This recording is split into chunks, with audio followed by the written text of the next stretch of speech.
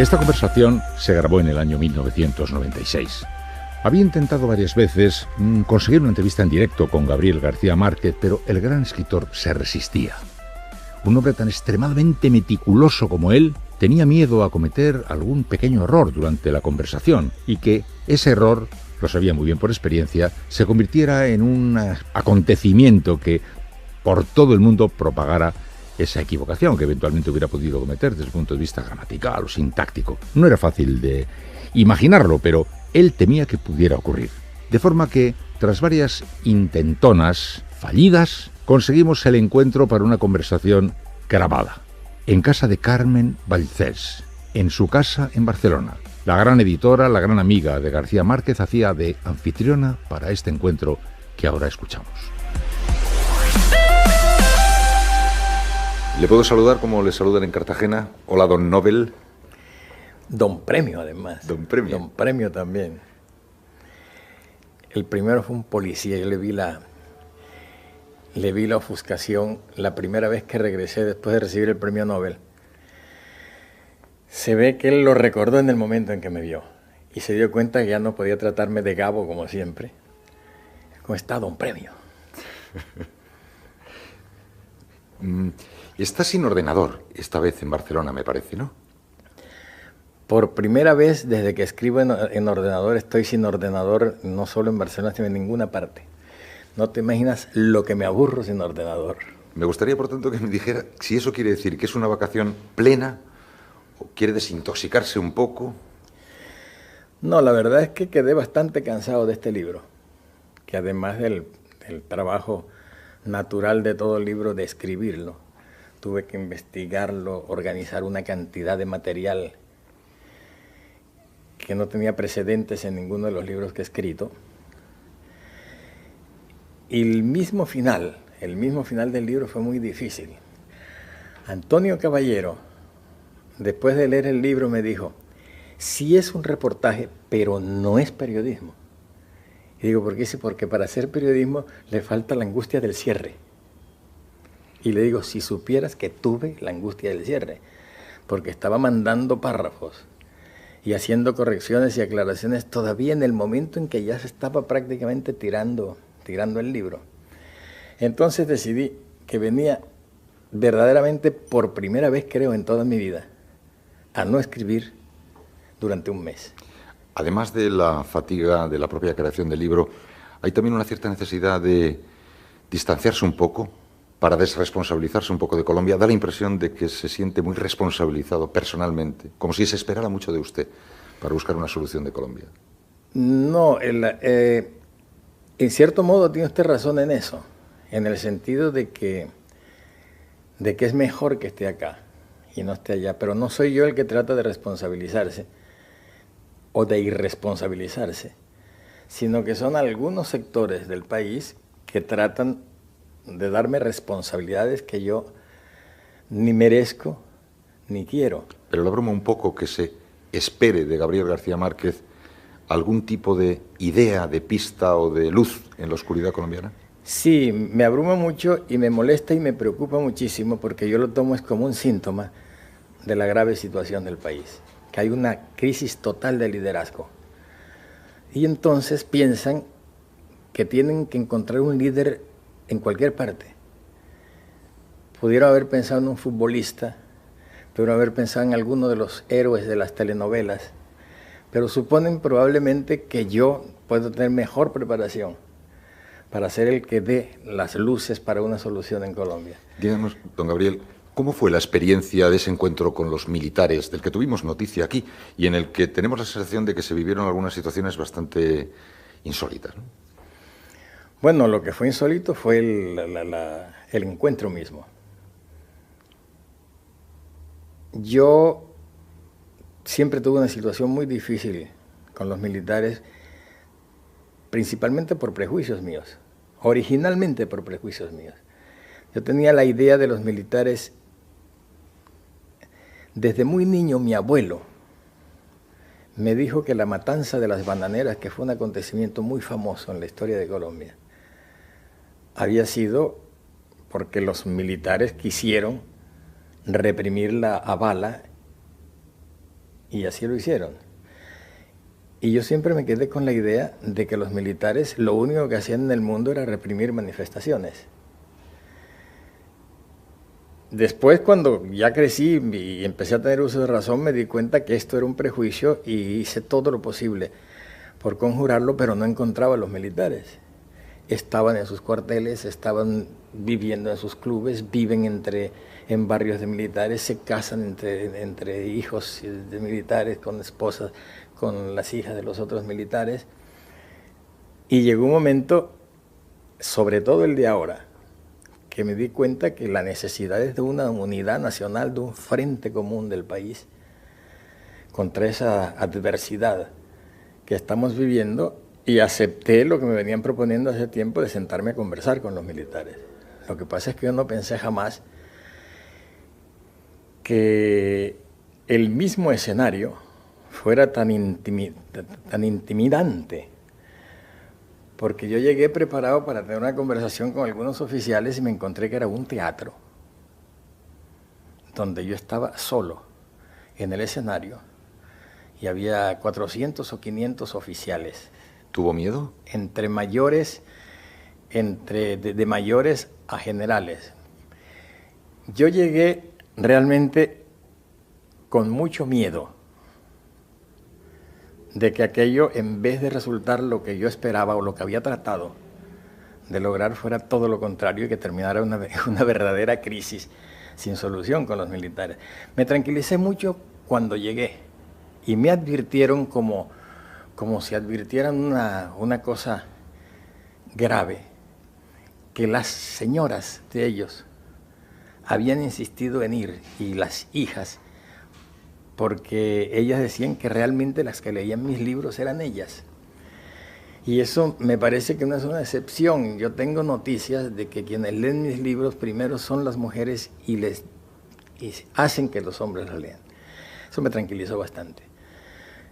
Yo preparé, para que no hubiera ningún equívoco, preparé un documento, un texto escrito, y lo leí explicando por qué tenía yo problemas con los militares, para que supieran exactamente qué pensaba, para que supieran exactamente por dónde íbamos a empezar. Y oh, sorpresa, fue una conversación muy cordial, de parte de ellos muy cálida, de parte mía al principio muy tensa,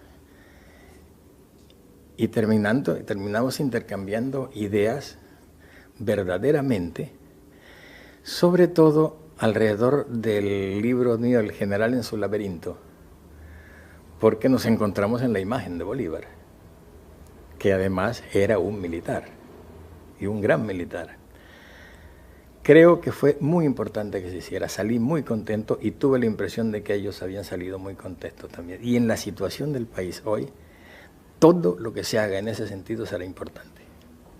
¿Tiene alguna idea de cómo deberían darse ahora las cosas en Colombia? ¿Qué debería pasar? Yo creo que en Colombia tenemos una oportunidad que no recuerdo que la hayamos tenido desde que yo tengo memoria, de hacer una depuración a fondo de la clase política. Lo que pasa es que cuando uno dice eso, se piensa que es que toda la clase política es corrupta. No es así, pero el porcentaje que indudablemente es corrupto no puede seguir no puede seguir en el poder. Y yo tengo la impresión que ellos mismos estarían dispuestos a retirarse para encontrar una solución a esta crisis. El hecho es que los Estados Unidos nos atacan diciendo que somos una narcodemocracia. Y es una manera fácil de decir una cosa que es más complicada todavía, que es que la infiltración del dinero del narcotráfico dentro de todos los niveles del Estado y de la política es verdaderamente escandalosa. Ernesto Samper, ¿cómo es en este momento? ¿Qué debe hacer Ernesto Samper?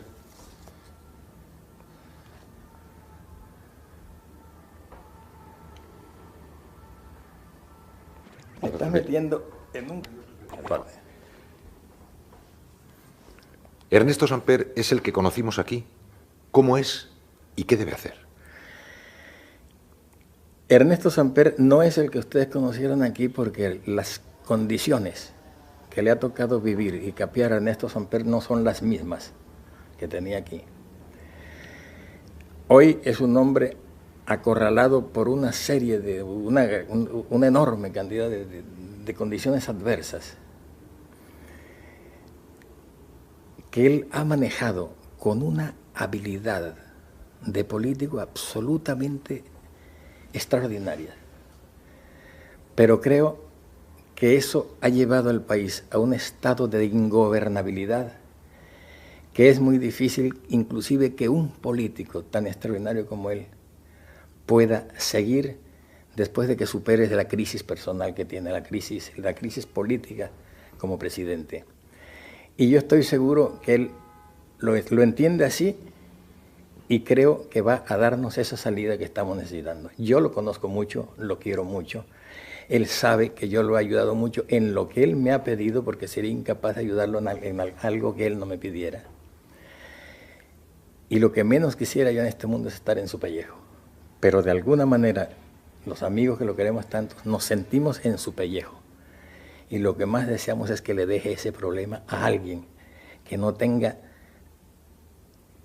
el grado de desgaste en que necesariamente se encuentra él hoy. Noticia de un secuestro.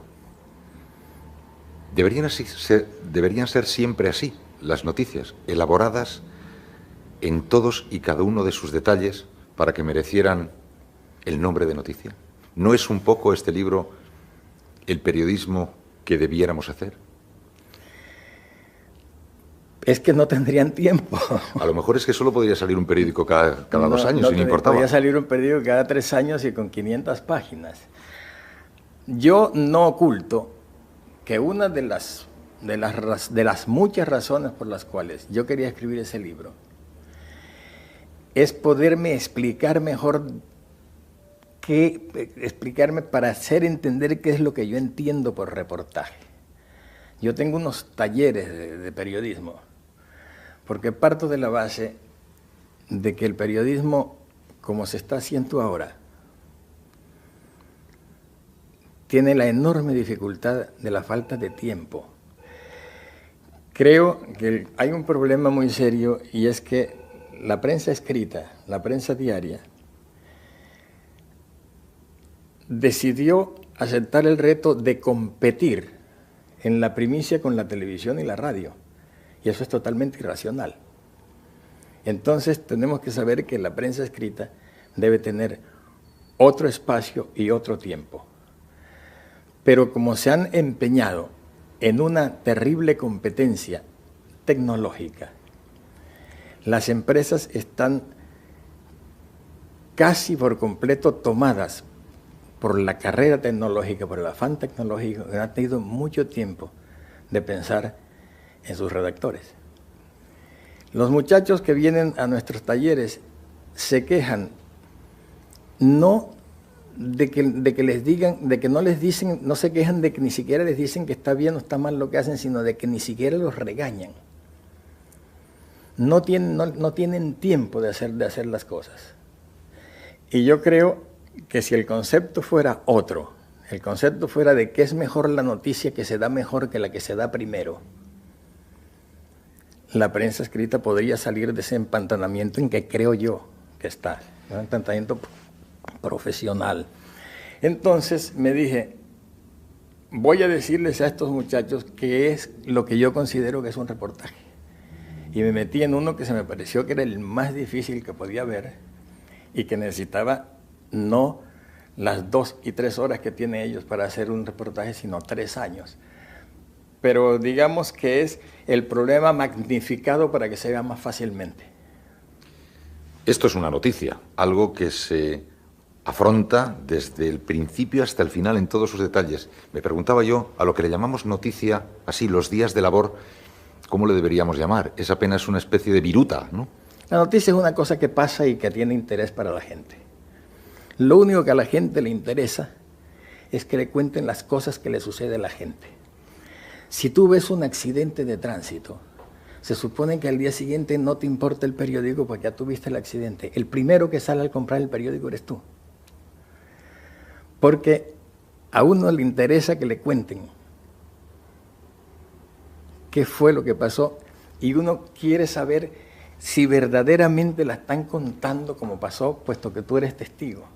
Pero esa pasión que tiene usted por averiguar lo que pasó, aludido a los talleres, podría ser interesante que nos recordara ese trabajo en un taller a la búsqueda de una caja negra después de un accidente aéreo, cuando se produce un despliegue a la búsqueda de todos los detalles. Esa es una de las cosas que tengo la impresión de que no solo le divierte, sino que le provoca mucho. No, casualmente hay un problema de un accidente aéreo no resuelto en Colombia,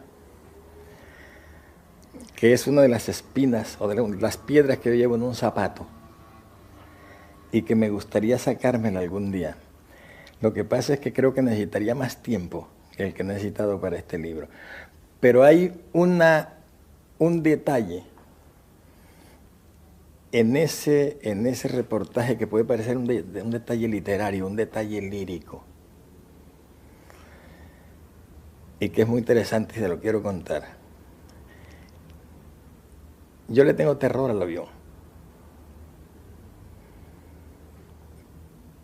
pero en vuelos nocturnos, cuando veo por la ventana que hay una estrella, esas estrellas solitarias que acompañan a los aviones a través del Atlántico, me tranquiliza mucho.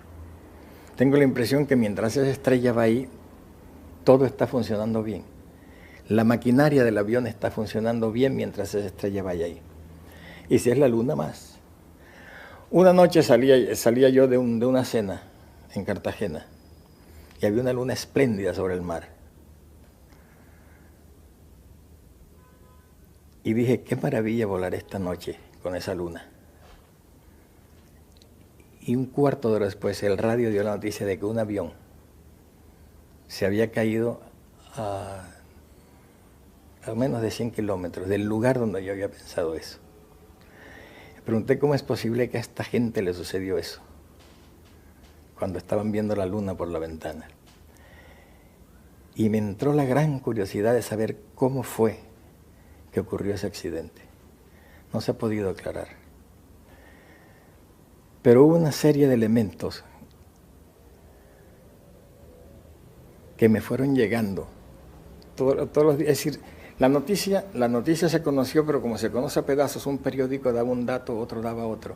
Habría que leer todos los periódicos, oír todas las radios, ver todos los noticieros de televisión para tratar de armar el rompecabezas. Pero había cosas muy curiosas. Se salvó una niñita. Se sabe que el avión a 19.000 pies de altura pidió permiso para bajar a 9.000, porque iba a ser ya la aproximación a Cartagena. La última comunicación que se tuvo con él fue cuando pidió esa autorización. Nunca más reportaron que habían llegado a los 9.000, nunca más se volvió a saber de ellos.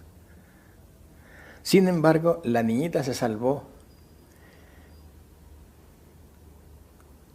y ella lo primero que dijo fue que no hubo explosión, no hubo fuego, no hubo nada, sino que el avión empezó a bajar, y ella cuando vino a ver se encontró flotando sobre una especie de lotos. Lo primero que dijo la empresa fue que había sido una bomba en el avión. Pero la niñita no hablaba de bomba. Más aún, el avión hubiera caído a pedazos y los fragmentos hubieran quedado dispersos a esa altura, en una extensión enorme. No, el avión estaba partido por la mitad y despedazado, pero se ve que logró a Marizar. He sido a Marizar porque fue a Cuetizar. No había rastros de incendio, no había rastros de explosión. Como a los 3 días, otro piloto de aviación declaró que él había visto el avión y que eso no pudo haber sido una bomba, porque él lo vio que hubo una especie de deflagración en tierra, lo cual habría que interpretarlo como que al chocar con la tierra, el combustible llegó a su grado de explosión y explotó en una fracción de segundo sin incendiar nada, que es lo que sucede con un combustible como ese. Entonces, en ese punto no cabe ninguna duda que estos señores tuvieron una dificultad y lograron acuetizar sin motores, planeando, pero encontraron un obstáculo que estaba ahí y se partió por la mitad. Eso fue exactamente lo de ellos. Estaban a salvo, pero se partió por la... Pudieron hacer toda esa operación por la luna llena. Y ahí ligué yo la luna llena que había visto con la luna llena esta. Entonces faltan una serie de elementos para terminar ese reportaje y un día lo vamos a hacer. Pero el otro día oí una hipótesis que no lo había oído. Probablemente lo que sucedió fue que se quedó sin gasolina. ¿Por qué te cuento todo este asunto? Porque para mí el hecho del reportaje, el hecho de lo que sucedió, no es solo para que se publique en los periódicos. Yo tengo que conocerlo, yo tengo que saberlo, si no, no puedo vivir. Tomás Eloy Martínez acaba de escribir una nota excelente sobre noticias de un secuestro. Empiezo a preguntarse, ¿por qué tenía Gago que escribir este libro? ¿Por qué tenía que correr este riesgo si ya lo tenía todo? ¿Por qué juega a perderlo todo? Y se me hace raro que él no sepa por qué es que uno escribe un libro como ese. Porque si no lo escribe, se muere. Es la vida lo que está por mí. Curiosamente, lo que podría parecer más un ejercicio de técnica, de investigación y de exposición, es lo que encierra, por tanto, una mayor pasión interior. Busca una respuesta más profunda de uno mismo, ¿no? Es que ese libro no son los acontecimientos, sino el sufrimiento de las personas. La noticia es esa. ¿Cómo sufre un secuestrado? ¿Cómo sufre la familia de un secuestrado? ¿Cómo sufre todo el que tiene que ver con el secuestrador, hasta los secuestradores? Es el gran reportaje del sufrimiento. Gabriel García Márquez, y cuando se recrea una realidad así, ¿qué se crea? ¿Qué es lo que pasa? Una pregunta es una tontería, pero a mí me parece una pregunta que yo la tenía Tú aquí. Me preguntas toda tontería que después resulta que esas son las buenas. Gabriel García Márquez, cuando se recrean los hechos, se crea, sin embargo, literatura. ¿Qué se crea cuando se recrea? La realidad. La realidad se crea. Recrear, como su nombre lo indica, es volver a crear. Recrear es volver a crear la realidad. Además, yo creo que crear es solamente volver a crear la realidad. No hay ficción. Todo lo que uno inventa tiene siempre una base en la realidad. Uno no puede inventar nada sino con base en su experiencia. ¿Y qué hace uno con la emoción? Con la emoción que en toda la obra literaria de Gabriel García Márquez nos estalla por todos los sitios, cuando se ha autodisciplinado a limitarse a los hechos. Es que los hechos son tosudos. ¿Quién era el que lo decía Lenin? La vida son los hechos. El gran problema de esa emoción es la de uno, que tiene que contenerse para poder recrear esos hechos de tal manera que esa emoción que uno no puede expresar porque tiene que tener la seguridad y la serenidad para escribirlos, se transmita al lector. Nunca sabremos hasta qué punto es. Una de las cosas que me preocupa a mí de ese libro en relación con los protagonistas, y lo digo un poco en la introducción, en las gratitudes, es que yo no me imagino cómo los que vivieron esto ven representada realmente su tragedia en esas palabras. No es posible, porque yo he conversado con ellos y la emoción y el desgarramiento con que hablaban es irreproducible.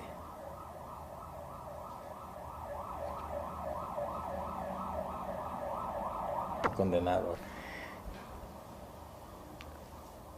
Por tanto, en la noticia de un secuestro, secuestran los hechos. Si el libro tuviera un apéndice en el que el autor nos dijera lo que él ha aprendido como ser humano, después de esa larga investigación, ¿qué nos encontraría? No, yo creo que eso está en el mismo libro. En el mismo libro está, es decir, lo que yo sabía en la primera página, lo que sé en la última página no era ni más remotamente lo que sabía en la primera, más aún. Yo empecé con Maruja Pachón y rápidamente me di cuenta de que no recordaba nada o no quería recordar nada. Me di cuenta que estaba bloqueada, pero no me preocupé porque terminamos de hacer toda la primera grabación. Yo seguí trabajando con otros y después le hice ver cómo venía lo de los otros, y entonces sentí un poco más la posibilidad de profundizar, y fue a la tercera vez cuando ya llegamos más o menos a la profundidad que yo quería tener. Eso fue un aprendizaje de todos, porque todos tuvieron que aprender a contar para el libro, porque además la tendencia es contar desordenadamente todo, y uno le pone primero esto, después esto, después esto. Ordenar la memoria de tanta gente era una cosa bastante difícil, y que luego estuvieran de acuerdo con que fue eso lo que sintieron y fue eso lo que dijeron, yo creo que es bastante satisfactorio. Al acabar todos los libros, ¿se ha quedado igual de exhausto Gabriel García Márquez? Yo creo que fue peor con El otoño del patriarca, en cuanto a la escritura misma. Yo tuve siempre un ritmo de una página, de una cuartilla diaria. Empezaba a las 8 o 9 de la mañana hasta las 2 de la tarde y empezaba a trabajar esa cuartilla a máquina, a doble espacio, con un afán de perfección, inclusive de perfección formal, tanto que si cometía un error de ortografía o un error de mecanografía, lo sentía como si fuera un error de creación, volvía a meter la hoja en el papel, volvía a corregir. Me daba cuenta además que es uno de los infinitos pretextos que se inventa uno para no escribir. Cuando uno tiene que escribir, tiene que enfrentarse al monstruo de la escritura. De pronto se va la luz y uno sale furioso porque no va a poder escribir porque se fue la luz, pero quedas feliz, ojalá. Y de pronto dice, no, ya vino la luz. Bueno, vamos, seguimos escribiendo. Yo creo que uno de esos inconvenientes afortunados era cada accidente esto volver a corregir. Bueno, pero la síntesis, el hecho es que si al final de la jornada, que terminaba a 2:30, 3 de la tarde, tenía terminada una cuartilla, yo sabía que tenía mi trabajo bien. Y me había dicho una cosa, un escritor que escriba una cuartilla diaria todos los días sin excepción, termina al final de la vida haciendo una obra más larga que la de Balzac. De manera que eso no me preocupaba. Ahora, lo curioso es que cuando pasé de la máquina de escribir a la computadora, no es que escribiera más rápido, pero todas esas dificultades se obviaban tanto que pasé de una frecuencia de un libro cada 7 años a un libro cada 3 años. Y entonces te decía que el más difícil fue El otoño del patriarca, pero por la escritura misma, hasta el punto de que ahí no me valió la ley de la cuartilla diaria, sino que tenía suerte el día que lograba escribir un párrafo o una frase. Y así estuve escribiendo 7 años todos los días. En cambio, con la computadora es mucho más rápido. Lo que me cansó mucho más de este libro era la propia tensión interna mía, del manejo de todo ese material disperso, y ponerlo en orden, y no simplemente en el orden en que yo quería, sino en el orden en que pensaba que no se iba a aburrir el lector. Cuestión de agarrar al lector y no soltarlo más. Esa era Ese era el gran problema, que no se soltara el lector. Es decir, el ideal sería, que no se logra en este libro, pero el ideal sería, al final de cada libro, de cada línea, dejar un suspenso para obligar al lector a que lea la otra línea. Hay una fórmula que a mí me funciona bien. En el momento en que yo empiezo a aburrirme escribiendo, pienso que el lector se va a aburrir leyendo. Entonces sé que ahí hay un nudo y trato de corregirlo. En ese sentido, Noticia de un secuestro es el libro más fatigante que he escrito. Realmente terminé como al final de un match de boxeo. Pero estoy muy contento de eso porque los lectores, tengo la impresión de que lo están leyendo como si estuvieran del lado del ganador del match. Hay una cosa injusta. Yo demoré 3 años y hay gente que lo lee con tanta pasión que lo lee en una noche. Por favor, denle siquiera 3 noches, una noche por cada. ¿Hablamos de mujeres, Gabriel García Márquez? Pero depende de cuáles. Su madre. Mi madre tiene 94 años y no conozco a nadie que maneje y domine la técnica de la narración como ella. Y siempre fue así. Yo creo que el don de narrar nace con la persona. Que los escritores lo que aprendemos después es la técnica, el estilo, la belleza de la expresión, etc. Pero el secreto ese de dejar un suspense al final de cada línea para que lean la siguiente, eso nace. Mi madre lo tiene.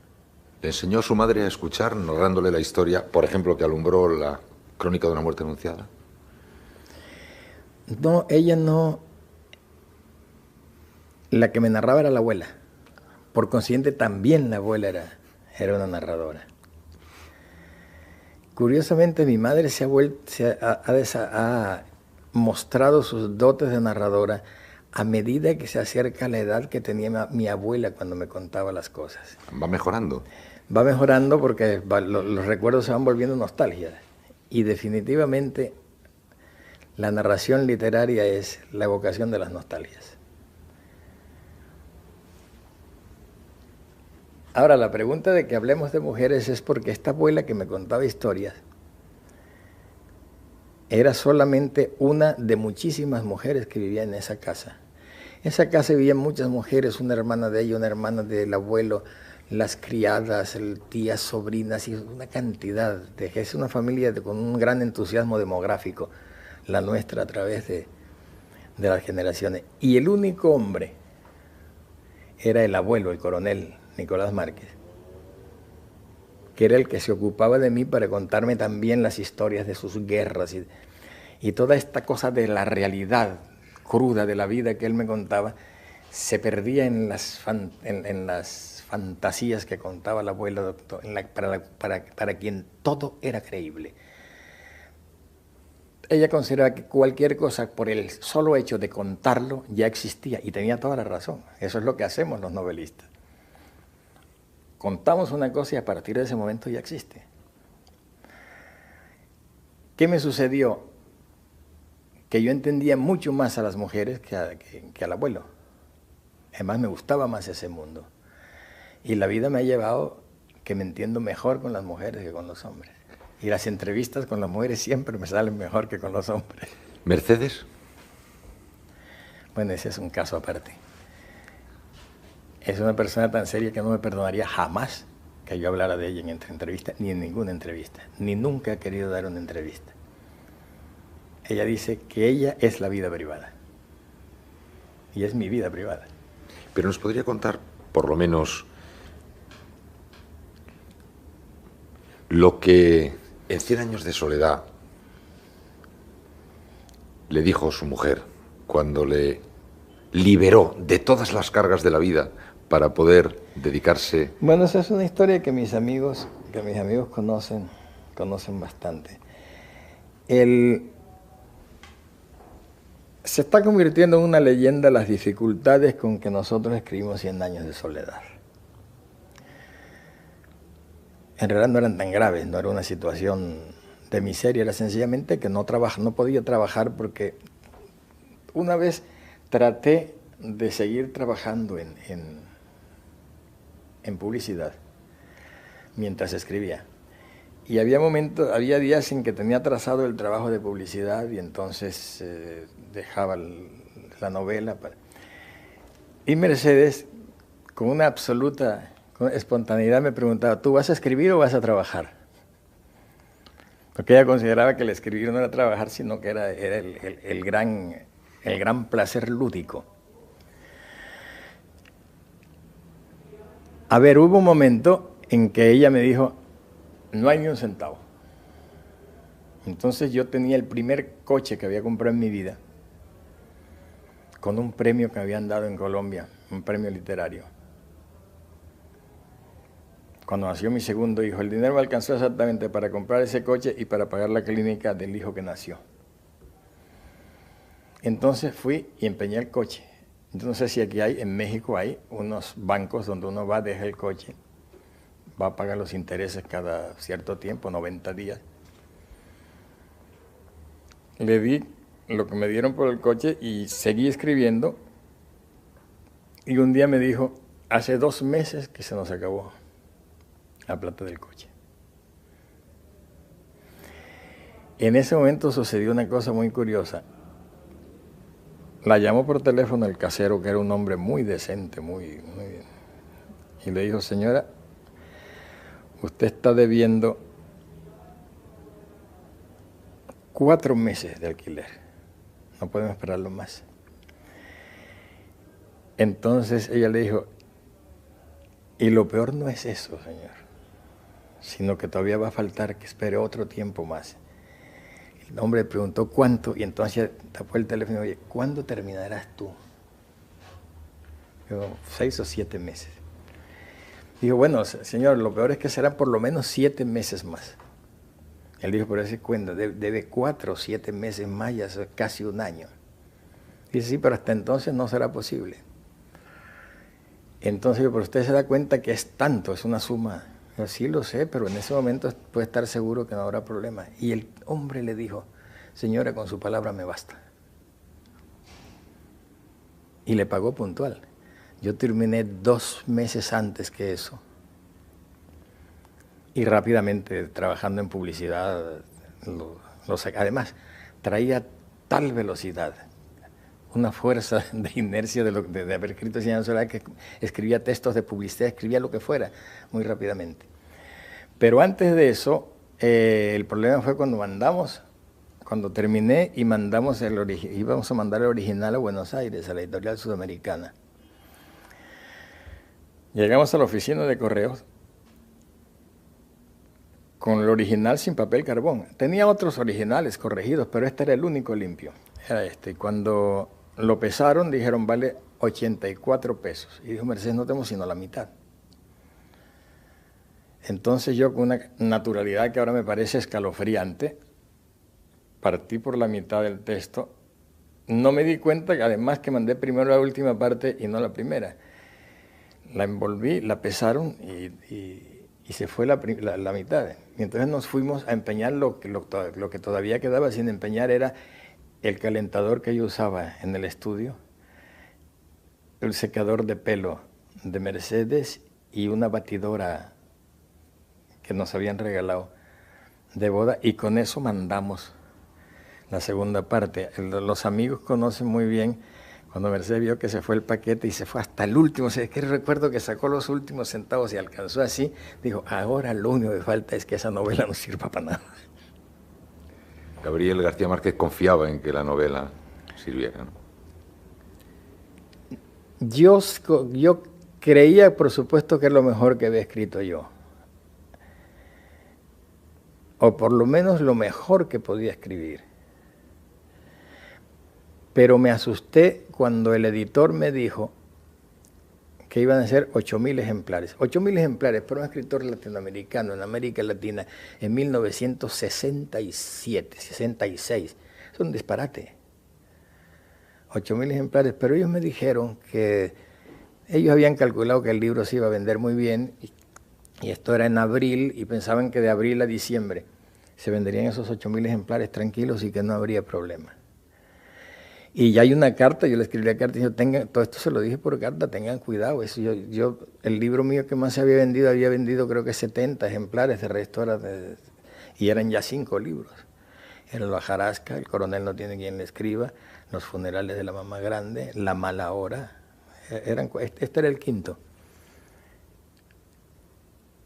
Y pues, se vendía muy poco, circulaba entre los amigos, a los amigos les parecía muy bien, muy buena crítica de prensa, pero escrita por los propios amigos ahí en la mesa de al lado.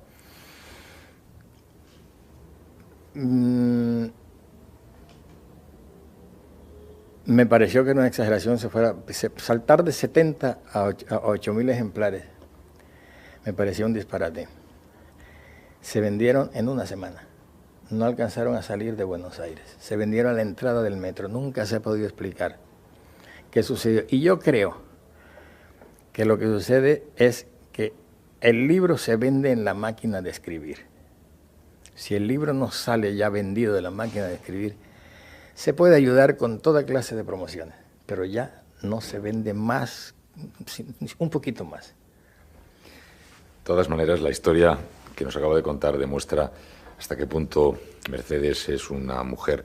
¿Usted cree que los hombres somos capaces de esos golpes de generosidad o de abnegación que de cuando en cuando exhiben las mujeres?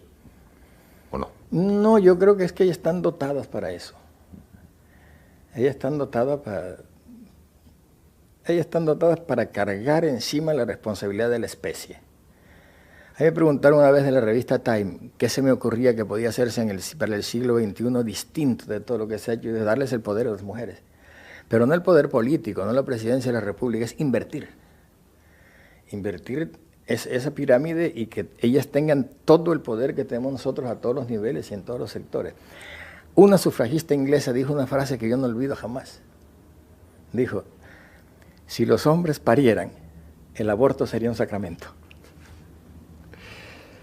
Hablemos ahora de política, Gabriel García Márquez. No, sí habíamos hablado de política. Solo una cosa, porque hay 4 personajes en nuestro país que quisiera que usted nos comentara. No me metas en la política de España en estos momentos. Bueno.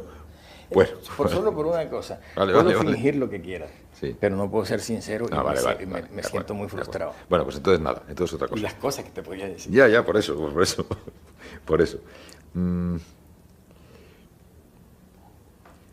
¿Sí me podría decir qué ocurrió en aquella reunión en Estados Unidos con Clinton y con Fuentes y Saroya, los llamaron allí? Nunca se supo, o al menos yo nunca supe exactamente qué pasó allí. Lo que sucedió con esa cena,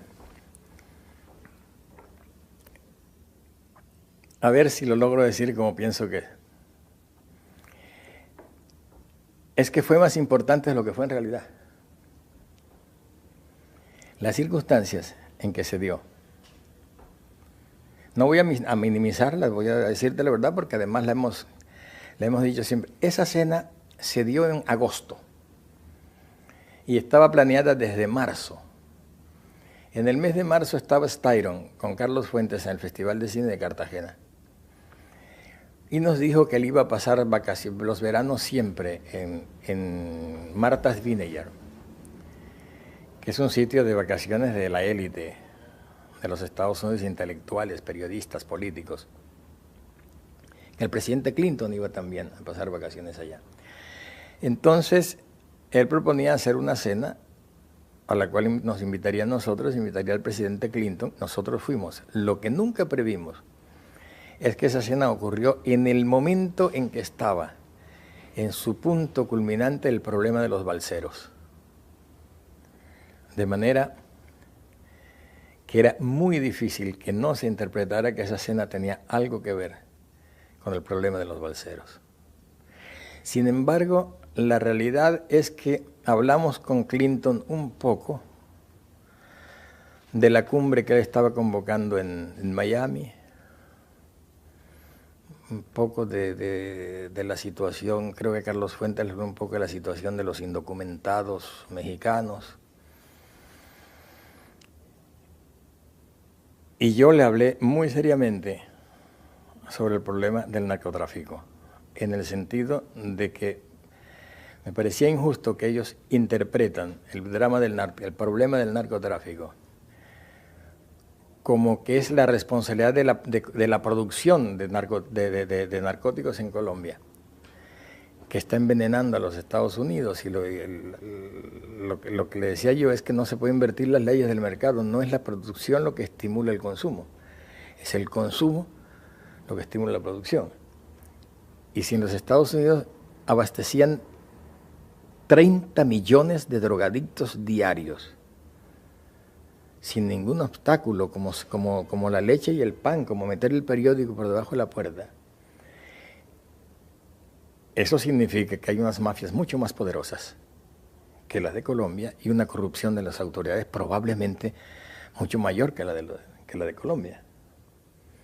Por consiguiente, mientras esa situación persistiera, no era posible que no se produjera la droga en Colombia. Y él lo oyó con mucha atención. Y me habló además de las dificultades que tenía en ese momento, para combatir el crimen en las proporciones en que le hubiera gustado, porque no tenía todavía aprobada la ley contra el crimen. Y luego la aprobó y las cosas más o menos siguen lo mismo. Y me dijo que no conversaba sobre la situación de Cuba, porque era una mesa de todas maneras de 12 personas. Que no conversáramos sobre la situación de Cuba porque estaban en ese momento se estaba llegando al punto de entablar la negociación. Y le parecía que cualquier palabra de él que se disparara, que saliera o que fuera malinterpretada, podía dañar las cosas, y quedó así. Yo lo interpreté con que realmente teníamos ya casi una hora en que estábamos hostigándolos mucho en relación con la política. Entonces me di cuenta y traté de darle una salida a todo. Le dije, bueno, pero usted tiene razón, no, perdone, no vamos a seguirlo molestando con estas cosas. Diga más bien qué está leyendo. Entonces él me contestó que estaba leyendo un libro que yo no recuerdo cuál era, pero era un libro, sé que era de una mujer y que era un libro que se refería a la economía en el siglo XXI y algo que tenía mucho que ver de cómo sería la política en ese momento, algo de política ficción. Y entonces, mire, presidente, no se ponga a leer esas cosas. Lea El Quijote, que ahí está todo.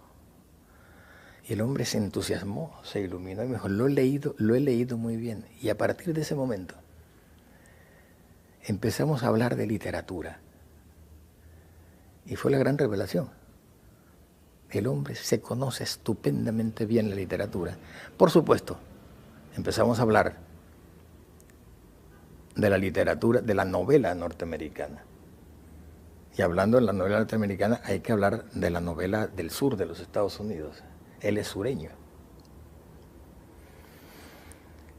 Le hablamos de una interpretación que yo suelto con mucha frecuencia, pero que no me hace mucho caso, de que el Caribe, que se habla del Caribe como de un espacio geográfico que está reducido al Mar Caribe. Y yo creo que no, yo creo que es un ámbito cultural que empieza en el norte del Brasil y termina precisamente en el sur de los Estados Unidos.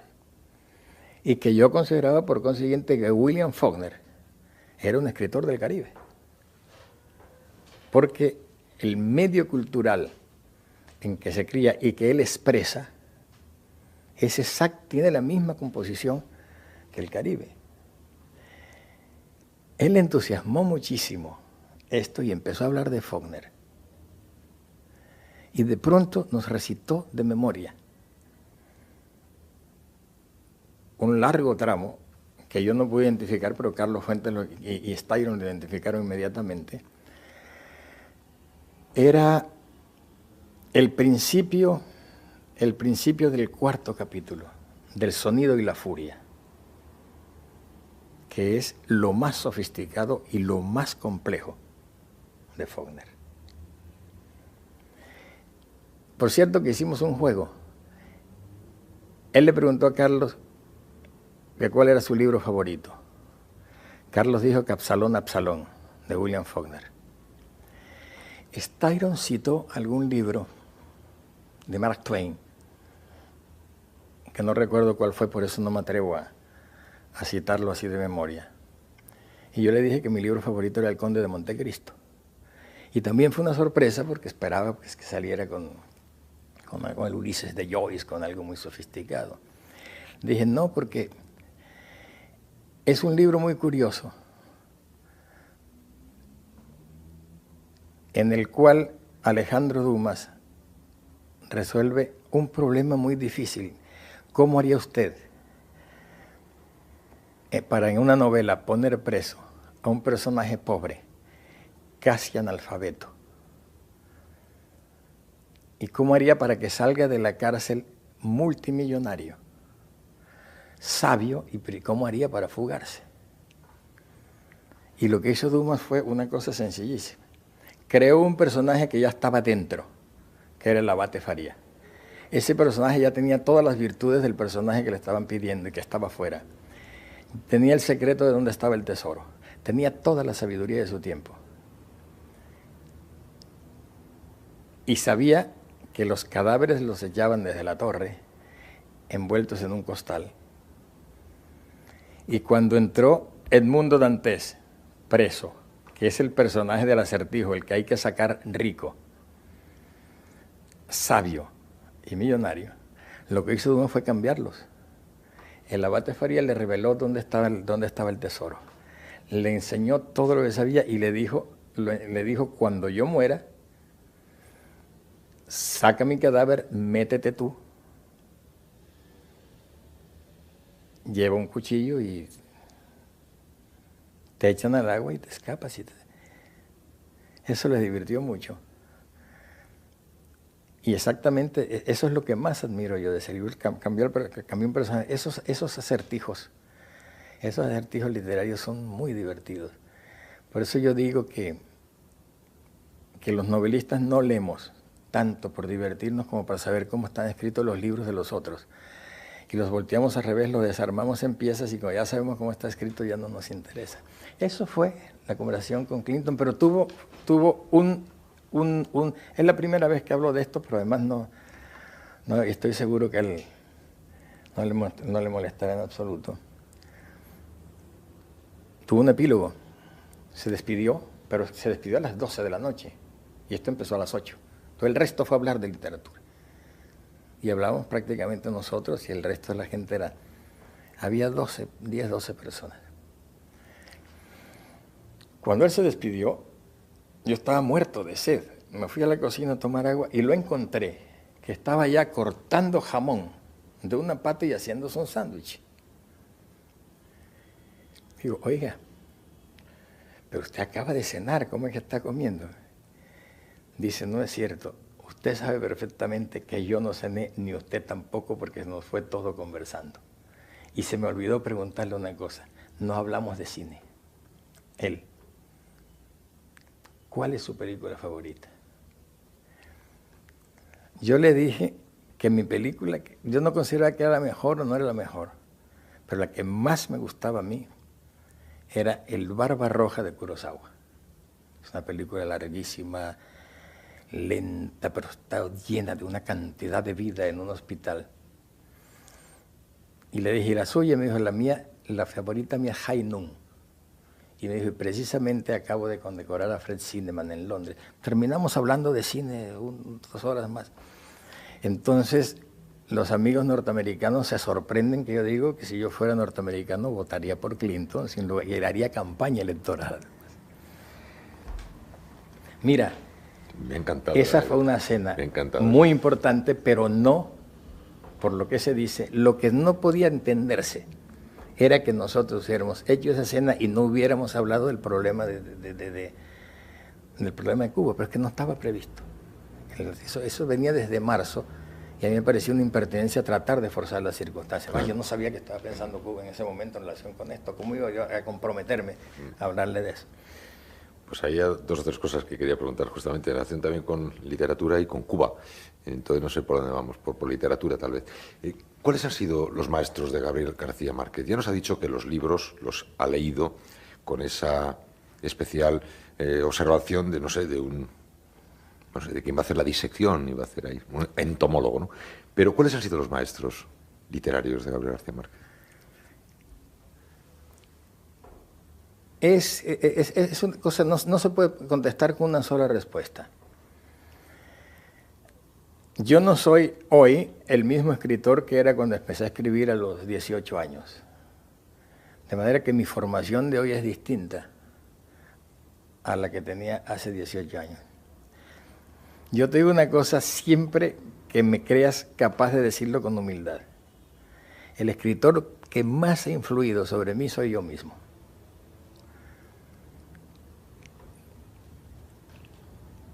Cuando uno admira mucho a un escritor, un verdadero escritor, admira a otro escritor demasiado, el gran problema que tiene no es parecerse a él, sino cómo no parecerse a él. Porque un escritor con conciencia de lo que está haciendo comprende que no tiene ningún sentido parecerse a otro escritor. Tratará de ser tan bueno como él, pero de otra manera. No, entonces el gran problema es defenderse de ese otro escritor. Y eso le va sucediendo a uno con muchos escritores en la vida. Pero el más peligroso de todos a partir de un momento es uno mismo. La tendencia de uno mismo a imitarse a sí mismo. Cuando yo terminé 100 años de soledad y traté de pensar ahora por dónde sigo, me encontré con un problema. Todo lo que escribía se parecía a 100 años de soledad. Claro, después de haber hecho aquel torrente, era todo sentarme en la máquina y me salían cosas iguales. Yo hubiera podido escribir 100 años de soledad 2, 100 años de soledad 3, etcétera, etcétera. Pero me daba cuenta que no podía hacerlo. Es decir, que mi deber era cancelar ese episodio y ver por dónde seguía. Y entonces me metí en mi libro más difícil, que es El otoño del patriarca, que es el anti-100 años de soledad hablando de manera de contar. Claro, a los lectores a los cuales les gustó 100 años de soledad, les sucedió más o menos lo mismo que sucedía a mí. También ellos esperaban que le llegaran más 100 años de soledad. Y cuando llegó El otoño del patriarca fue un fracaso de salida. Aparte de que la edición tuvo la desgracia de que se desarmaba, se descosía, se despegaba, y los amigos hacían chistes, me decían, leí tu otoño hoja tras hoja. Y eso fue un purgante. Ahí encontré mi camino para seguir escribiendo, y yo creo que, por supuesto, la voz del autor es siempre la misma, pero yo trato de ser distinto en cada uno de mis libros. Yo acabo de terminar este,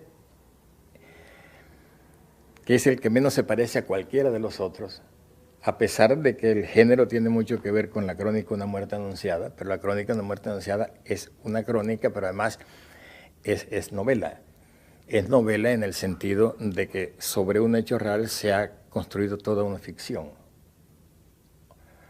O sobre un mundo de ficción se ha incrustado un hecho real. Pero el que menos se parece a ninguno de los otros es la noticia de un secuestro, pero mi voz está ahí. Cuando me dicen, no sé qué es lo que hay, no, lo que hay es la voz. La voz del escritor es muy difícil disimular.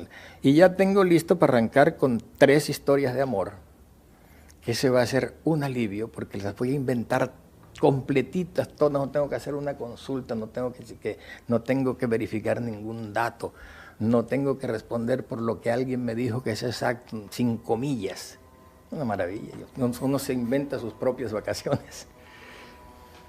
Y el cine, porque ha aludido al cine cuando comentaba esa cena con Clinton, y estábamos recordando también el taller que tiene en La Habana, San Andrés de los Baños. ¿No estamos también a la espera de algún gran éxito en cine de Gabriel García Márquez? Bueno, es difícil porque las películas no son del escritor, sino del director. La base literaria de una película, el guión, que es hasta donde yo puedo llegar, es del escritor, sería lo que sería mío, pero la película es del director. pero no es que le esté sacando el cuerpo, nada de eso, sino que estoy poniendo como el piso para contestar tu pregunta. Yo considero que yo soy un narrador, pero además un narrador vicioso, congénito, vicioso e irremediable. Y entonces, todos los géneros narrativos me interesan. Me interesa el cuento, me interesa la novela, me interesa el teatro. Creo que el reportaje es un género literario. Mi gran pleito, todo este pregón que yo traigo, con que hay que revivir el reportaje, hay que revolverle al reportaje el prestigio que tenía, es porque yo creo que es un género literario. Y por eso no he vacilado un solo momento en poner a continuación de toda mi obra literaria novelas y cuentos, inclusive un ensayo de teatro, poner un reportaje. El cine también es un género narrativo, como lo es el teatro. Más aún, yo creo que el cine es una evolución de la novela y no del teatro. Entonces me ha interesado tanto el cine como me ha interesado siempre el periodismo y como me ha interesado siempre la literatura. Lo que me interesa es contar cosas que le suceden a la gente. Quise ser director de cine. Me fui, más aún, lo único, yo nunca he estudiado literatura en escuela.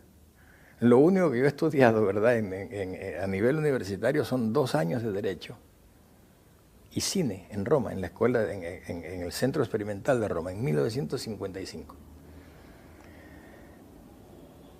Llegué y me encontré que era totalmente teórico. Y yo andaba buscando era algo práctico, aprender cómo se hacía una película. Eso no lo iba a aprender ahí. Se me pasó el tiempo, me fui a México, empecé a trabajar en cine como guionista, más que guionista, argumentista, porque el trabajo de guión es un trabajo que tiene una carga técnica muy grande, muy difícil y que a mí me resulta aburridora. Y en cambio hay grandes maestros de eso, pero lo que me interesa es el argumento. Y mi taller realmente es cómo se cuenta un cuento, es decir, en una mesa redonda hay 12 muchachos que ya tienen experiencia en guión y empezamos a inventar historias alrededor de la mesa. Casi para probar que de cualquier parte sale una historia. Entonces, a lo más que puedo yo llegar es hacer el guión, pero no la película que la hace el director. Ahora yo espero, eso sí, que una película de la cual el guionista sea yo, sea un gran cañonazo, pero es que lo que pasa es que también el concepto de cañonazo en cine es muy difícil de interpretar. Es decir, cuando la película es un cañonazo porque tiene mucho público, porque tiene un gran éxito de público, porque tiene un Oscar, porque tiene un premio internacional. Pero descartó entonces la posibilidad de dirigir un día una película para ocuparse. Sí, eso no hay nada. Es lo más difícil que hay en este mundo. Yo lo descarté cuando me di cuenta que está por... Yo tengo pocas virtudes, pero tengo una que creo que me ha salvado la vida. ¿Y por qué no se puede hacer una película de una obra de Gabriel García Márquez? Se han hecho. Pero no le gusta. Y no se parecen a mí. Yo creo esto.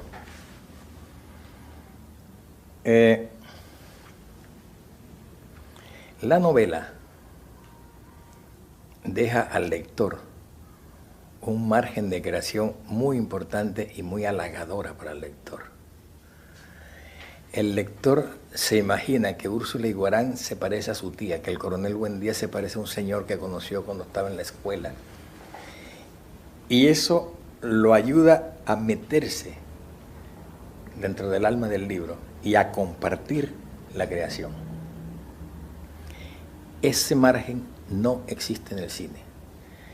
La imagen es tan impositiva que esa cara que está ahí es una cara y tú no la puedes sustituir, no la puedes sustituir por otra. Es definitiva. Y entonces tú estás totalmente prisionero de la pantalla. Es decir, prisionero del punto de vista del autor. Entonces mis personajes en pantalla no le darían al lector las posibilidades de identificación que le dan leídos. Fíjate tú recuerdas de pronto un personaje de un libro, lo recuerdas como si lo hubieras visto, y vas a buscar dónde está descrito, dónde dice de qué color son los ojos, cómo es la nariz, cómo camina, y no se dice. Se va soltando con sugerencias, se va armando el personaje a pedacitos. No te das cuenta de que tú te lo has inventado. El autor te da 3 o 4 datos y tú de ahí cuelgas los puentes y te haces tu personaje como quieres. No se parecerá nunca el tuyo al de él. Cada quien hace su personaje. En cine no se puede. En cine está ahí. Es la cara de Gary Cooper, es la cara de Ingrid Bergman. ¿Ha llorado en alguna película, Gabriel García Márquez? ¿Qué? ¿Ha llorado en alguna película? Yo soy lo más llorón. A ver, ¿en cuál ha llorado muchísimo?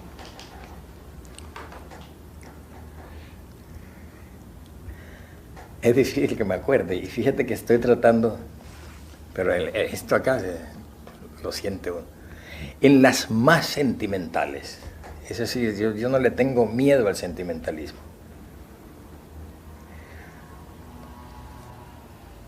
Y en la vida, en este momento, aparte del trabajo literario, aparte del trabajo literario, ¿cuál es el motor de la vida de Gabriel García Márquez? ¿Qué le hace levantarse por las mañanas y decir, a por el día? Bueno, yo creo que es escribir. Te confieso que nunca me había aburrido tanto como en este mes que no estoy escribiendo. Y menos mal que de los toros. Y estoy leyendo. Ah, bueno. Me ha atrasado muchísimo en las lecturas en estos tres últimos años y estoy poniéndome al día. Pero cuando ya acabo de leer, me levanto tarde, leo los periódicos. Estoy leyendo periódicos, que era algo que no hacía con mucha frecuencia. Y me sobra mucho día, no sé qué hacer. Voy al cine, hago todo, ceno, almuerzo, unos almuerzos españoles que son infinitos. Me sobra tiempo, me hace mucha falta escribir. No sé vivir sin escribir. Por eso digo, ¿por qué escribió este libro? Que si no lo escribo me muero. Por cierto, ¿y qué está leyendo? ¿Qué le está gustando de lo que está leyendo? No voy a citar nombres. Estoy poniéndome al día en los nuevos autores españoles. Yo he dicho que este fin de siglo será de la literatura en español.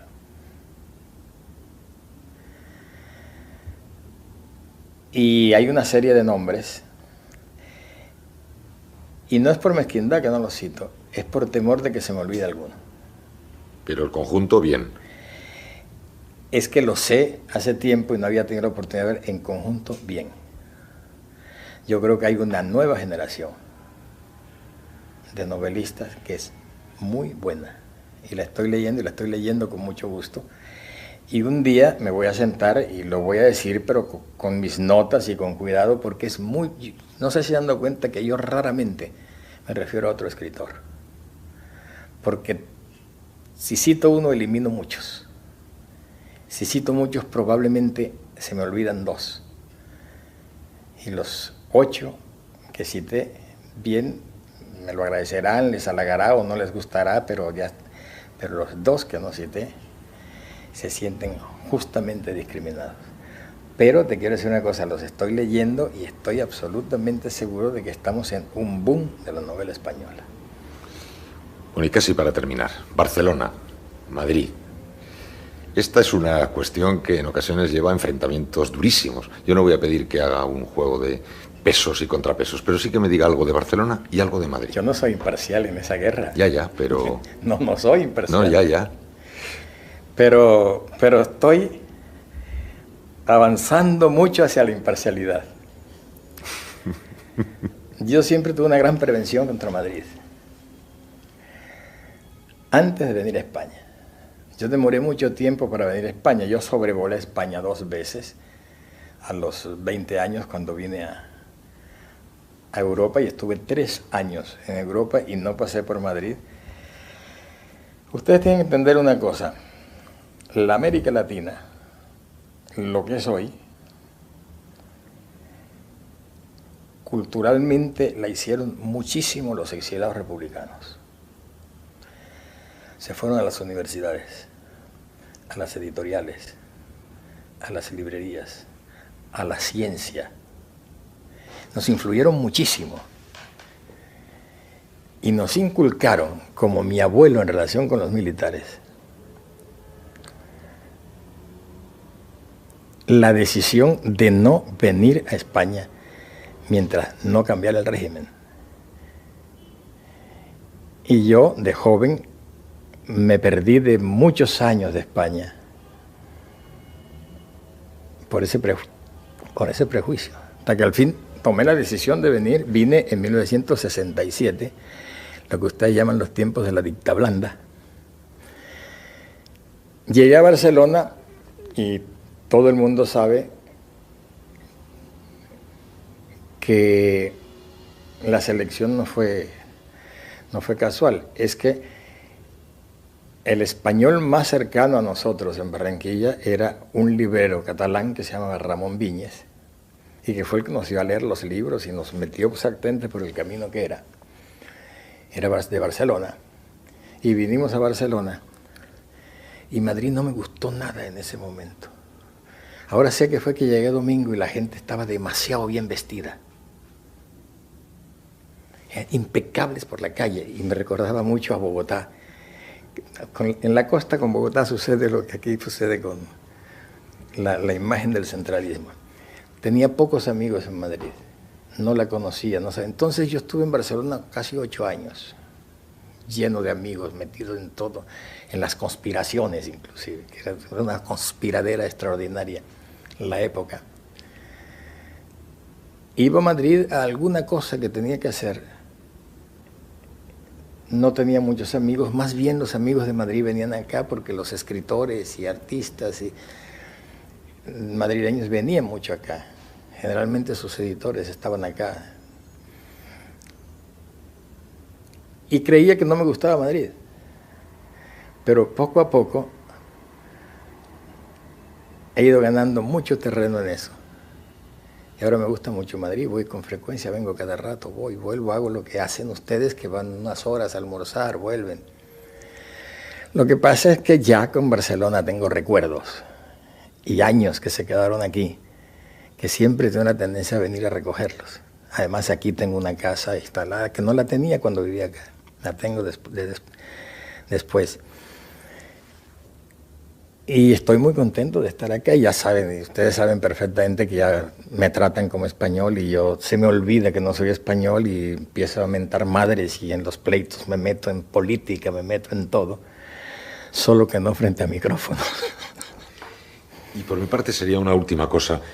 Le hemos contado a veces a nuestros oyentes que hemos observado en nuestra propia experiencia cómo se nos ha ido perdiendo América Latina. Hace unos cuantos años, y sería como consecuencia de luego situaciones políticas indeseables, este programa en el que estamos se ocupaba muy a menudo de temas de América Latina. Ahora nos hemos proyectado hacia Europa y se ha producido una especie de olvido. Se nos ha colocado como en la cara oculta de la luna. América Latina parece habérsenos borrado de la cabeza. Yo creo que tus oyentes tienen noticias cercanas o remotas de la gran amistad y el profundo cariño que tengo yo con Felipe González. Y sin embargo, el único punto de discrepancia que hemos tenido en algún momento fue cuando ya se vio que España entraba a la Comunidad Europea. Y yo le dije, te vas para Europa y nos das la espalda a América Latina. Quiero decirte que Felipe González lo tengo como el español que mejor conoce a América Latina, que más se interesa por América Latina. Es sorprendente, además, el minucioso conocimiento que tiene de los problemas de América Latina. Tiene inclusive una frase que a nosotros nos llena de alegría, que dice, cuando no sepan dónde estoy, búsquenme en Cartagena de Indias.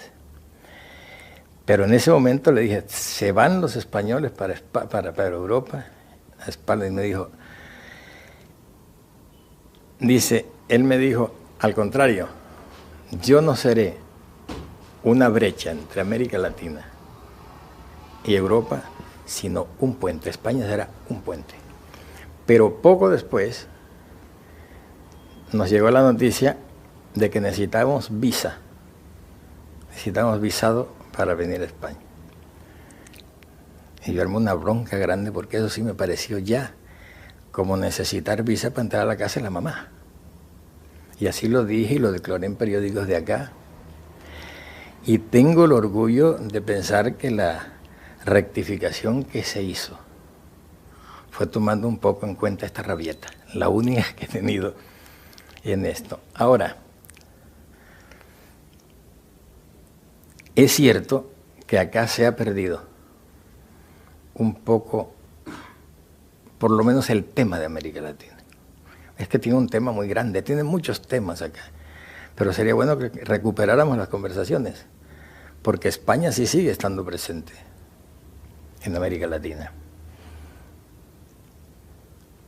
Salvo, hay un punto del cual tal vez no hemos hablado mucho ni en privado.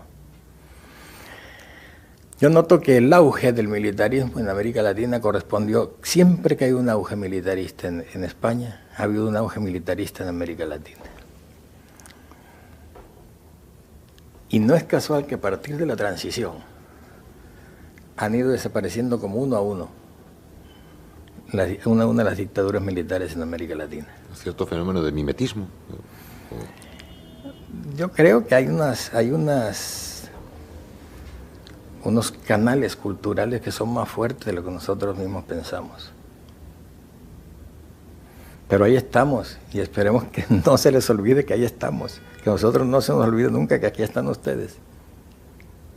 Y de Fidel me dice algo para acabar, Gabriel García Márquez, de Fidel Castro, me dice algo para acabar. ¿Qué va a pasar con eso y con él? Esa pregunta la hacen generalmente quienes no están muy bien informados sobre la situación. Cuba no es la misma hoy de lo que era hace 5 años. Cuba tiene una evolución mucho más lenta de lo que desean nuestros amigos europeos. No sean eurocentristas. No consideren que porque hay elecciones eso es una democracia. Hay otras maneras de ser democracia. Déjennos inventar nuestra propia Edad Media, como decía Bolívar. Cuba ha tenido que resistir algo que es muy duro, que son muchos años de bloqueo. Pero hoy no está sola. Los países de América Latina todos han vuelto a tener relaciones con Cuba. Y siguen ayudando. Franco siempre ayudó a Cuba, sin tomar en cuenta qué régimen político tenía. Me parece bien que haya relación, que discutan, que traten de que Cuba evolucione, que haya el debate, pero no que se desahucie y se llegue a la conclusión de que ya no hay nada que hacer. Yo creo que hay muchas cosas que tienen que evolucionar, pero lo primero que hay que hacer cambiar son las condiciones entre las cuales tienen que darse ese cambio. Sigan ayudando. No se guíen por la política de los Estados Unidos.